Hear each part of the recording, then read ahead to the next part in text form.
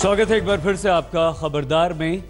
और खबरदार में अब हम दम तोड़ती एम्बुलेंस सेवा का रियलिटी चेक करेंगे, क्योंकि दुनिया भर में भले ही एम्बुलेंस मरीजों को वक्त पर अस्पताल पहुंचाकर जान बचाने के लिए होती है, लेकिन भारत में एम्बुलेंस सेवा भगवान के पास पहुंचाने के लिए बदनाम हो चुकी है। आज तक ने देश के कई शहरों में एम्बुलेंस सेवाओं का रियलिटी चेक किया है, जिसे देखकर अच्छे भले इंसान को भी चक्कर आने लगी। लेकिन पहले हम आपको सिस्टम के जनाजे में लिए चलते हैं।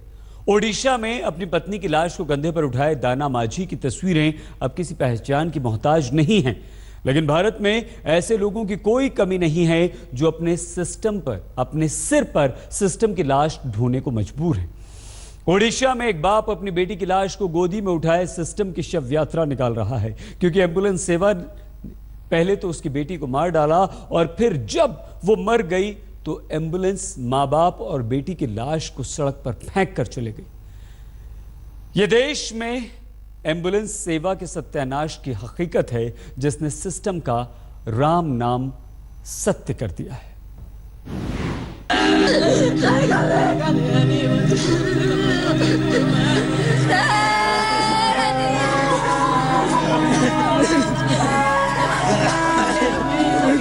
ये सिस्टम का जनाजा है जिसे पूरा हिंदुस्तान अपने कंधों पर ढो रहा है।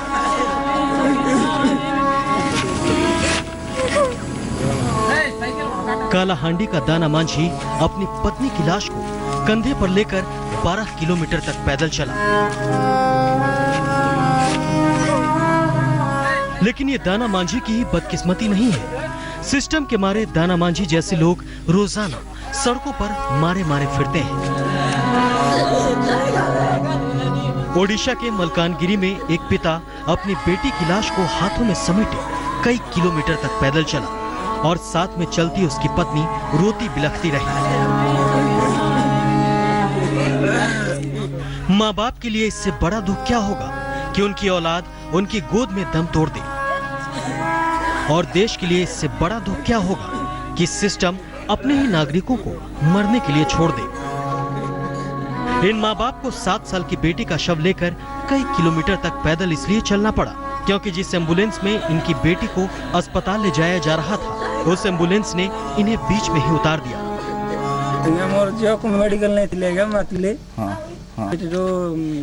मैं अपनी बेटी को लेकर डॉक्टर के पास गया तो उन्होंने इलाज के लिए मलकानगिरी जाने को कहा, लेकिन रास्ते में ही बेटी ने दम तोड़ दिया क्योंकि एम्बुलेंस ने बीच रास्ते में ही उतार दिया।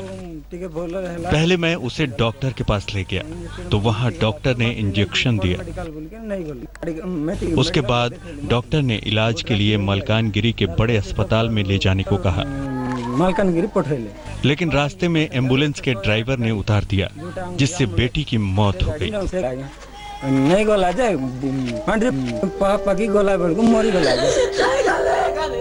एक एम्बुलेंस ड्राइवर की इतनी हिम्मत हो गई कि वो बच्ची की मौत के बाद उसकी लाश और रोते बिलखते माँ बाप को बीच सड़क में फेंक कर चला जाए। आखिर कब तक हम मर चुके सिस्टम की लाश यूं ही ढोते रहेंगे? एम्बुलेंस के ड्राइवर ने बीच रास्ते में ही उतार दिया और जाने को कहा। क्या अगर वो ड्राइवर की बेटी होती तो क्या ड्राइवर ऐसा करता? मुझे अपनी बेटी को लेकर 7 से 8 किलोमीटर लेकर जाना था। बेटी को लेकर पैदल 4 किलोमीटर चलने के बाद गांव वालों ने दूसरी एम्बुलेंस को रोका। सिस्टम ने देनू बंधु को अपनी बेटी की लाश उठाकर पैदल चलने पर मजबूर किया। जब लोगों ने एक माँ बाप को बेटी का शव लेकर पैदल चलते देखा तो लोगों की मदद से एम्बुलेंस का इंतजाम हो पाया, लेकिन तब तक सिस्टम अपनी चाल चल चुका था। अब तो बस दुख जताना बाकी था। वीडियो इंक्वायरी जो पेरेंट्स अच्छे से मैंने भी रिक्वेस्ट करी थी कि ये ड्राइवर की बिल्कुल ही गैर जिम्मेदाराना हरकत है। हमने उसकी लापरवाही को देखते हुए उसके खिलाफ आपराधिक मामला दर्ज कर लिया है। इस मामले की पूरी जांच उच्च अधिकारी करेंगे। समझ नहीं आता कि किस किस बात पर आंसू बहाए। सिस्टम तो रोज मरता है, हर जगह मरता है। हर जगह तो सिस्टम की लाशें बिखरी पड़ी हैं।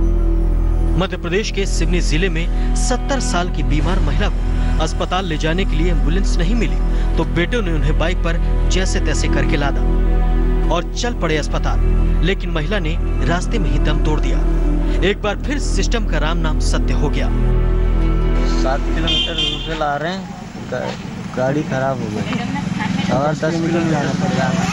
और कितने दूर तक जाना है आपको? 10 किलोमीटर। कोई व्यवस्था नहीं हुई आपकी?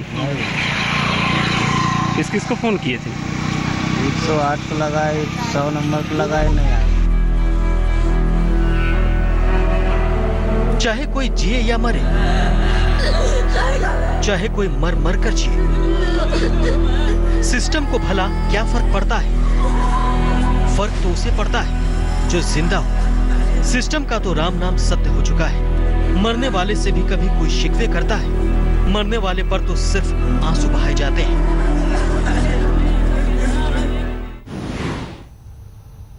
जान जाए पर एम्बुलेंस ना आए।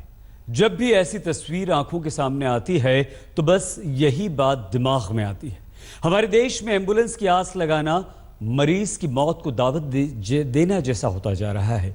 जो एम्बुलेंस मरीज की जान बचाने के लिए होनी चाहिए, वो एम्बुलेंस सेवा खुद अपनी अंतिम सांसें गिन रही है।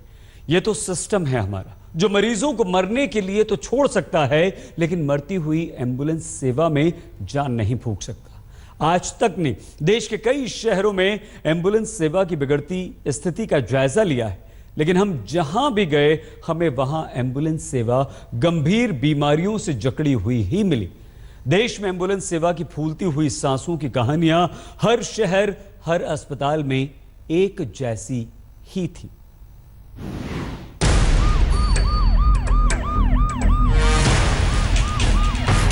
हिंदुस्तान में मरते हुए मरीजों को एम्बुलेंस मिलना किस्मत की बात है।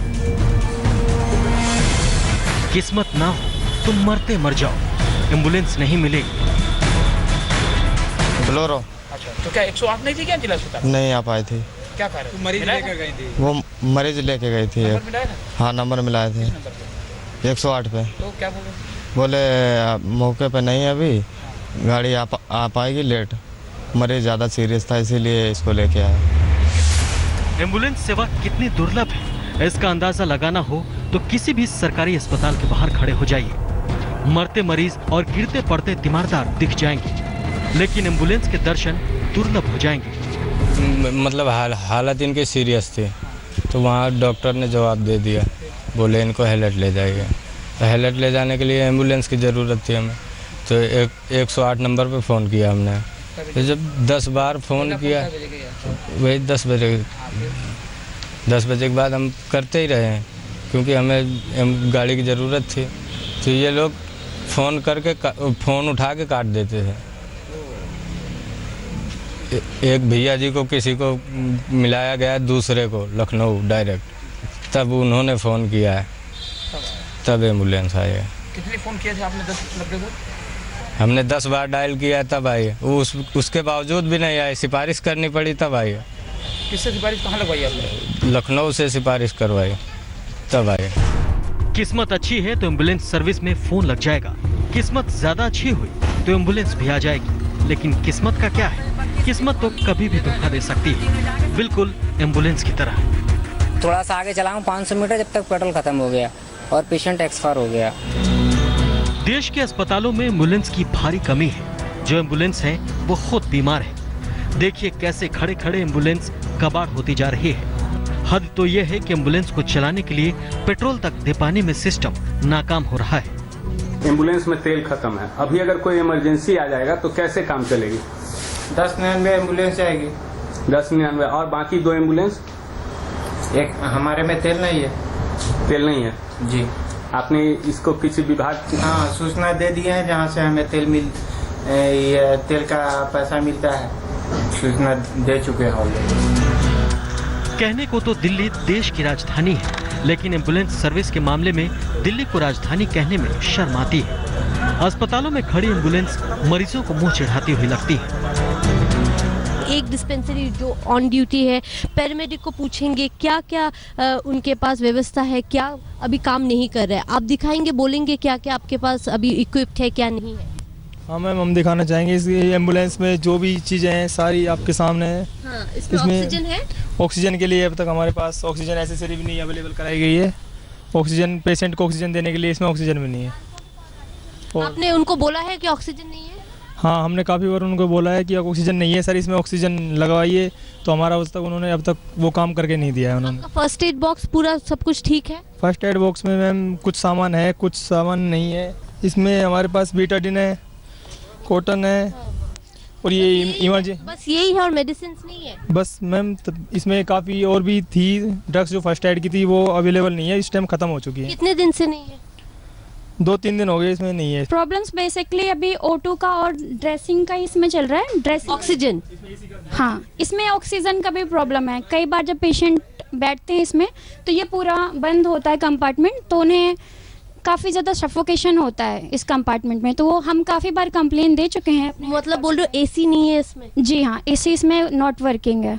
एसी नॉट वर्किंग है। ऑक्सीजन नहीं है? ऑक्सीजन अभी हम दे पा रहे हैं, पर 2-4 दिनों से इसमें ऑक्सीजन खत्म है। दिल्ली में एम्बुलेंस सेवा की ये हालत है। दिल्ली के जीटीबी अस्पताल के बाहर लाइन लगाकर खड़ी इन एम्बुलेंसों को देखकर सुकून की सांस मत लीजिएगा, वरना सांसें उखड़ने लगेंगी। बहुत सारे एम्बुलेंसेस खड़े हैं, लेकिन सारे प्राइवेट हैं, जिनकी किराया अदा करना पड़ता है, हर किलोमीटर की पैसे देने पड़ते हैं। लेकिन इनकी स्थिति भी कुछ खास नहीं है। आपको दिखा दे, उदाहरण के तौर पे ये एक एम्बुलेंस है हमारे सामने, जहां ड्राइवर साहब सो रहे हैं फिलहाल, और अंदर भी स्थिति कुछ खास नहीं है। सिर्फ स्ट्रेचर के अलावा आपको कोई भी चीज़ मौजूद नहीं मिलेगा। जैसे कोई दमा की बीमारी के कोई मरीज हो तो उनके लिए जो जैसे ऑक्सीजन सिलेंडर चाहिए वो नहीं है, जैसे खून देने के लिए कुछ और इक्विपमेंट चाहिए वो नहीं है, आपको बीपी नापने के लिए मशीन्स नहीं है, कुछ भी नहीं दिखने को मिल रहा है। क्यों नहीं है सारा? जब तो नहीं है। नहीं, जब कोई मांगता है तभी जो है लगाना पड़ता है। दिल्ली से निकलकर देखिए, एम्बुलेंस सेवा की हालत देखकर खुद को और भी ज्यादा असहाय महसूस करने लगेंगे। उत्तर प्रदेश में मुख्यमंत्री अखिलेश यादव ने समाजवादी एम्बुलेंस बांटी थी। फिरोजाबाद में ऐसी 20 एम्बुलेंस चलती हैं, लेकिन एम्बुलेंस की कमी ने 2 दिन में 3 लोगों की जान ले ली। 25-30 कॉल होंगी आराम से, कॉल करते ही रहे करीबन। वो फोन फोन उठाता रहा, काट देता रहा, उठाता रहा, काटता रहा। इस वजह से ही हमारी बच्ची की जान चली गई है।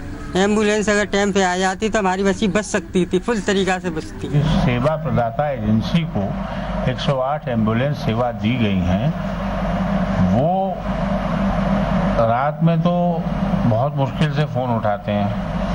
5 कॉल करने के बाद एक फ़ोन, उनका अधिकतर फ़ोन इंगेज आता है, और इस पूरी प्रक्रिया में 1 घंटे नॉर्मल अवस्था में, कभी कभी 3 से 4 घंटे बाद एम्बुलेंस आती है। बड़े दुख की बात है, लेकिन हकीकत तो यही है कि देश में एम्बुलेंस सेवा अपनी अंतिम सांसें गिन रही है। मरीज बीमारी से ज्यादा एम्बुलेंस सर्विस की नाकामी से मर रहे हैं, और ये चलती फिरती एम्बुलेंस सिस्टम का जनाजा उठा रही हैं। देश में दम तोड़ती एम्बुलेंस सेवा को पुनर्जन्म की जरूरत है।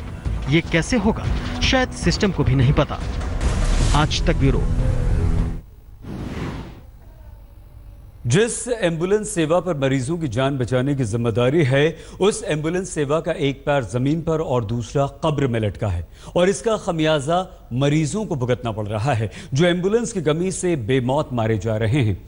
हैरान कर देने वाली बात तो यह है कि साल 2005 से पहले तक एम्बुलेंस सिर्फ अस्पतालों में फ़ोन करने पर ही उपलब्ध होती थी।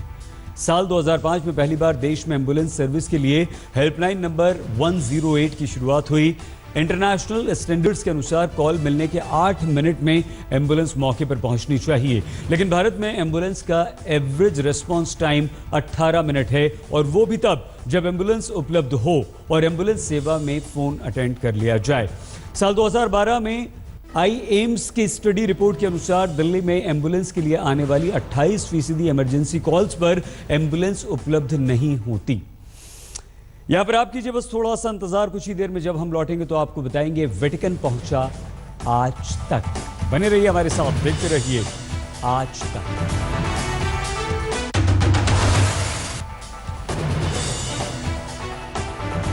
रविवार यानी कल वेटिकन सिटी में मदर टेरेसा को संत की उपाधि से नवाजा जाएगा, और यह ऐलान पहले ही हो चुका था, तो आज तक भी पहुंचा है वेटिकन।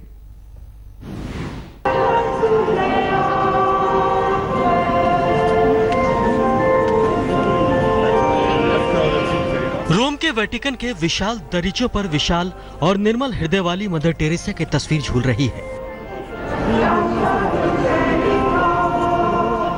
पीटर बसेलिका पर भजन गाए जा रहे हैं। पोप फ्रांसिस मदर टेरेसा को संत घोषित करने की तैयारियों में खुद हिस्सा ले रहे हैं। उसी के जश्न की तैयारी हम आपको दिखा रहे हैं। मेरे पीछे ये पीटर्स बसेलिका है और उसके बिल्कुल सामने ये जो बीचों बीच आप देख रहे हैं ये पीटर स्क्वायर है, जहां पर लाखों की तादाद में इस वक्त भी लोग आज मौजूद हैं। भजन गाए जा रहे हैं जिसे हिम्स कहा जाता है कैथलिक्स की तरफ से, और यहीं पर पोप भी इस वक्त मौजूद है। यानी एक दिन पहले भी पोप इस कार्यक्रम का हिस्सा बन रहे हैं। भारत के लिए ये गौरव का पल है और इन गौरवशाली पलों का गवाह बनने देश दुनिया में बसे भारतीय और भारतवंशी दुनिया के सबसे छोटे से देश वेटिकन सिटी में मौजूद हैं। 8 दिन पहले सोचा था चलो मुझे जाएंगे, कुछ देखना है, यहाँ पता नहीं क्या हुआ। मैं बोला चलो वीज़ा करेंगे, सब एक दिन में हो गया, मेरा वीज़ा हो गया। एंड देन मेरे फ्रेंड्स के साथ आए मैं अभी यहाँ पे, एंड बहुत अच्छा लगा, मुझे बहुत अच्छा लगा। वेटिकन सिटी में रविवार को एक समारोह के दौरान रोम कैथोलिक चर्च की पोप फ्रांसिस मदर टेरेसा को संत की उपाधि देंगे। इस दौरान दुनिया भर से आए मदर टेरेसा के 1 लाख से ज्यादा अनुयायी मौजूद रहेंगे। वेटिकन सिटी में अंजनाम कश्यप के साथ आज तक ब्यूरो।